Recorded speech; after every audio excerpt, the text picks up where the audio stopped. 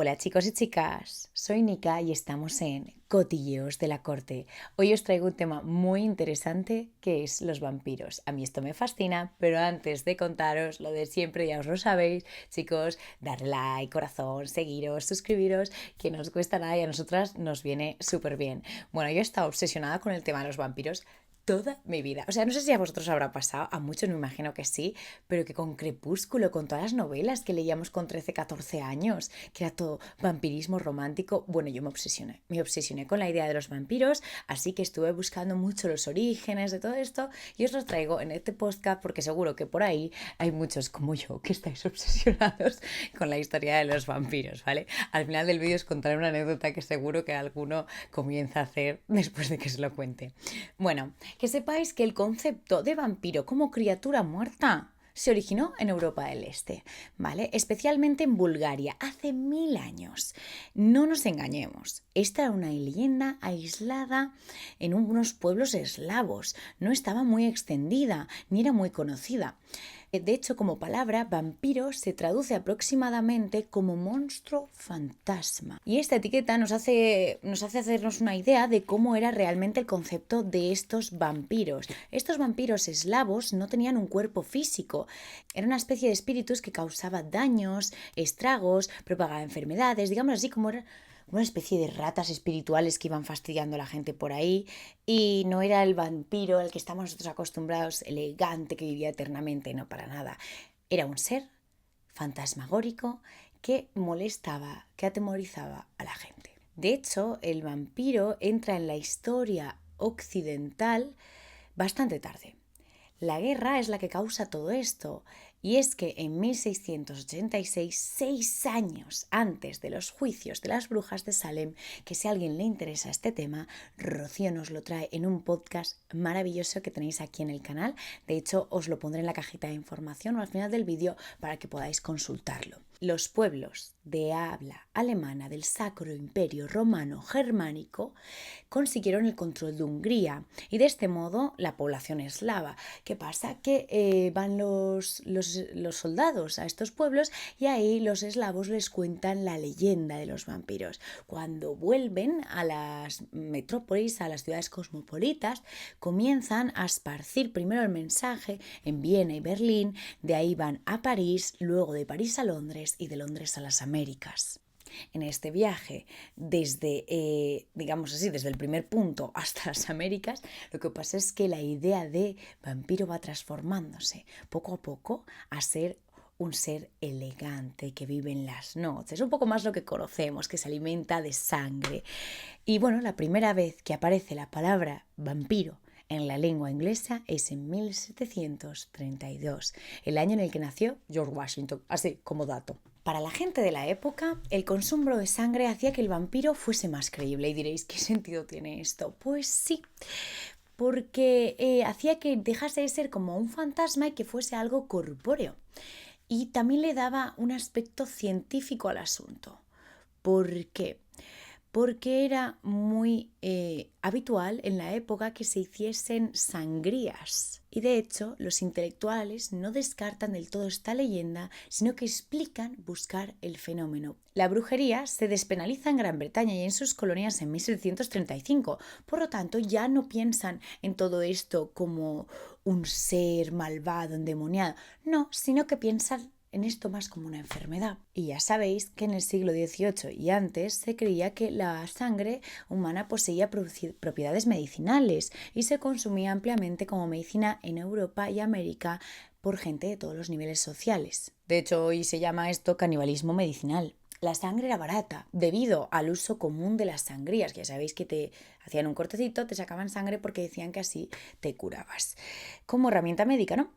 Y se creía que la sangre era el recipiente del alma. Por eso, como no van a los vampiros a beber sangre, si es una forma de absorber el alma de los humanos, que ellos en teoría al ser muertos no tienen. Entonces era lo más lógico del mundo. Incluso con la vitamina de hoy en día, ¿no? Bueno, eso ya invención mía, ¿vale? Deciros que en el siglo XVIII la sangre se recetaba para todo. O sea, desde la epilepsia hasta para recuperar la vista. O sea, que esto era algo bastante habitual. Entonces, ¿cómo no va a utilizar alguien que necesita alma, que necesita sangre por todos los medios, esta medicina que está utilizando todo el mundo, ¿no? Por lo tanto, el vampiro del oeste era un experto en medicina y se llegó a pensar que la criatura muerta consumía esta sangre para recuperar la vida. Por lo tanto, esto nos aleja mucho del monstruo fantasma, ¿no? Y nos acerca mucho más a Drácula. Esta novela fue publicada la primera vez en 1897. ¿Por qué? Porque, como os digo, estábamos en el siglo del vampirismo. O sea que básicamente, así en resumen, durante el siglo XVIII y XIX había una plaga de vampirismo que recorrió toda Europa. De hecho, el mismísimo filósofo Rousseau afirmaba en 1762 que no había una historia tan bien documentada como la historia del vampiro. Os lo cito. No le falta de nada. Procesos orales, certificados notables de cirujanos, sacerdotes, magistrados. Desde luego, siempre hubo escépticos, ¿vale? Entre ellos el propio Rousseau o Charles Nodier. Pero ¿por qué hubieron tantas personas que se creyeron esto de los vampiros? Aquí viene.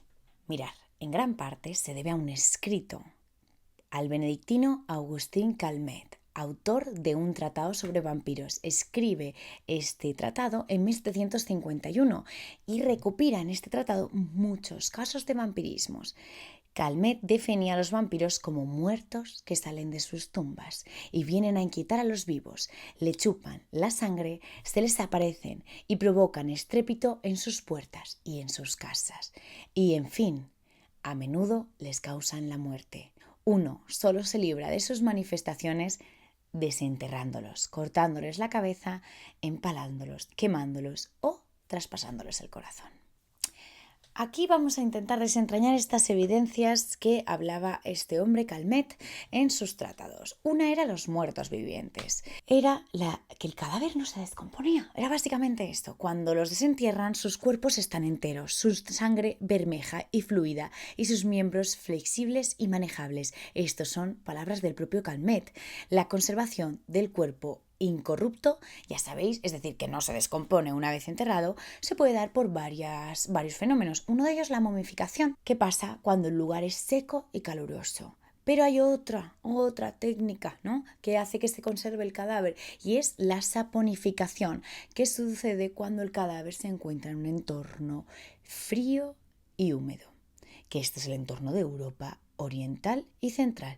Y durante el proceso de saponificación, los ácidos grasos hacen que se convierte como una especie de capa parecida a la cera que hace que se conserve bastante intacto el cuerpo. El cuerpo en este estado, digamos así, no es igual de flexible que nuestro cuerpo, pero sí que permite cierta flexibilidad. Por lo tanto, los cadáveres descritos en estos tratados vampíricos estaban probablemente saponificados, porque las momias ya sabéis que tienen el rictus, pero en cambio estos tenían un poquito de flexibilidad. Otra marca que permitía identificar al vampiro era que había manchas de sangre, tanto en los cadáveres como en el ataúd. De hecho, Calmet lo retrata así.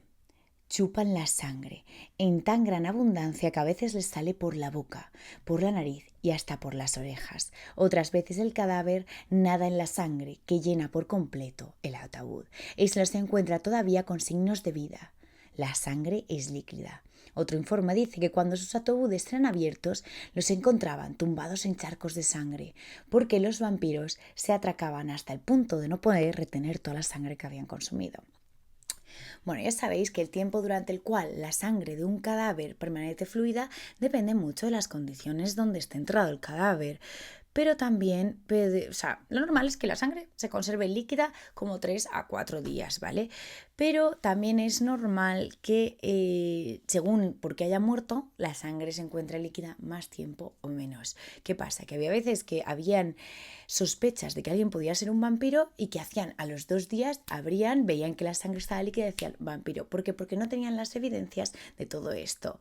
Y los que se encuentran con el charco de sangre se debe a que a veces hay posibles hemorragias por mortem producidas en este periodo de fluidez sanguínea. O sea, no tenemos que irnos tampoco muy lejos, esto es histórico. Hay cadáveres que explotan en su propia tumba, como el de Enrique VIII de Inglaterra, que Rocío ya nos lo contó el otro día.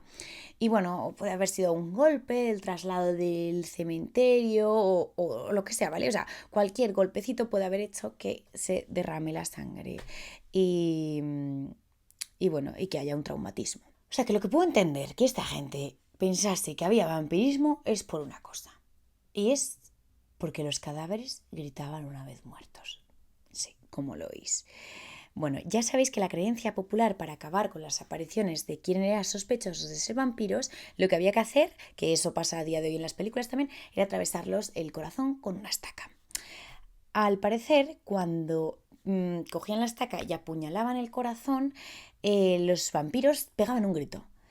Y el Tratado de Calnet narra uno de estos casos, cuando el cazavampiros hizo clavar, según la costumbre en el corazón, una estaca muy aguda, con la que le atravesaron todo el cuerpo, de parte a parte, lo que hizo dar un espantoso grito, como si estuviese aún con vida. Vale, esto era considerado otra prueba de que los vampiros estaban vivos y que era después de clavarles la estaca cuando realmente morían. También se puede ofrecer una explicación natural, ¿vale? Y es que ya sabéis que hay aire que se guarda en la caja torácica y que si le das un golpe con mucha velocidad y con mucha violencia, esto puede hacer que el aire que está guardado en esta caja salga por las cuerdas vocales y parezca que está dando un grito. Y lo que parecía una especie de rugido era interpretado por los presentes como un grito de dolor del cadáver, su último suspiro, ¿no? A ver, sinceramente, o sea, entiendo que con esto pensase que habían vampiros, o sea, lo veo bastante normal, ¿no? Pero bueno, deciros que este yo creo que es el motivo más acertado de todos los que estamos viendo. Y luego otra, las uñas y el pelo. Seguro que esto lo habéis oído alguna vez y es que dicen que las uñas y el pelo siguen creciendo una vez muere el cuerpo, ¿vale? Mirar, sí que en parte siguen creciendo porque hasta que las células se mueren por completo, pues sí que trabaja un poquito, pero sobre todo lo que pasa es que el cuerpo pierde agua. Una vez muere, pierde agua. Entonces, hay parte de nuestro pelo que se conserva dentro. Cuando la carne se nos seca, esto hace que el pelo salga, ¿vale? Salga y también que pierda la elasticidad. Entonces, se pone un poquito más abajo, por lo tanto, parece más largo. Lo mismo pasa con las uñas. Las uñas, muchas veces seguro que habéis oído que dicen que las uñas crecen una vez muerto. No, lo que pasa es que nuestro cuerpo pierde agua. Entonces todo lo de alrededor de la uña se contrae, entonces la uña parece más larga. Entonces esto, como os digo, es un efecto óptico que puede dar una impresión contraria de que siguen creciendo. Lo que nos queda con todo esto es que las lecturas de estos casos de vampirismo, los cadáveres, o sea, eran muy descriptivos, pero sobre todo eran evidencias post-mortem. Lo no científico son las explicaciones que se dieron a los mismos, de tal manera que esto de los vampiros realmente crece, o sea, toda esta leyenda del vampiro viene dada de la falta de conocimiento, de la ignorancia, de la descomposición de los cuerpos, que las causas de fenómenos naturales que hoy en día pues sabemos explicar perfectamente. Pero a ver, también te digo, es que lo entiendo. O sea, vamos a ver, tú escuchas a un muerto gritar y tener sangre y también te asustas, ¿no? O sea, puedo entender esta base del vampirismo y bueno, lo prometido es deuda y es que estoy obsesionada con el tema de los vampiros, ¿vale? Y yo siempre he pensado que lo de los vampiros tenía pues una razón de ser, ¿no? O sea, existen muchas cosas que no podemos explicar en esta vida, pues yo pensaba que los vampiros eran una de ellas. Obviamente tenemos todos los datos científicos aquí de que probablemente no tenga yo razón, pero yo a todo el mundo que es amigo mío les digo que si en algún momento se convierten en vampiros, que por favor, que me lo digan y que me transformen. ¿Vale? O sea, de hecho, cuando alguien es mínimamente, o sea, ya es bastante amigo mío, ya es como una promesa que le hago hacer. Y a las parejas igual, les digo, oye, si en algún momento prométeme que si tú te haces vampiro me transformarás, porque es que es un mundo que me encantaría explorar, que obviamente tiene sus partes malas, ¿no? Que te comes a la gente, todo eso, pero yo haría como Carlisle, ¿no? El padre de Edward Cullen, que trabaja ahí en un banco de sangre y ya está, así como vampiro vegetariano, ¿no? Espero que os haya gustado el tema. Decidme por favor si alguien es tan raro como yo que va preguntando estas cosas por ahí, pero bueno, deciros que a mí me encanta hacerlo, de verdad, me encanta este tema, me encantan los vampiros. O sea que si tenéis alguna duda, debates, habéis encontrado algo diferente en internet, por favor, ponedmelo en los comentarios porque voy a estar feliz de contestaros esos comentarios, ¿vale? Me alegro muchísimo de que veáis este vídeo y nos vemos a la próxima. Adiós, cotillas.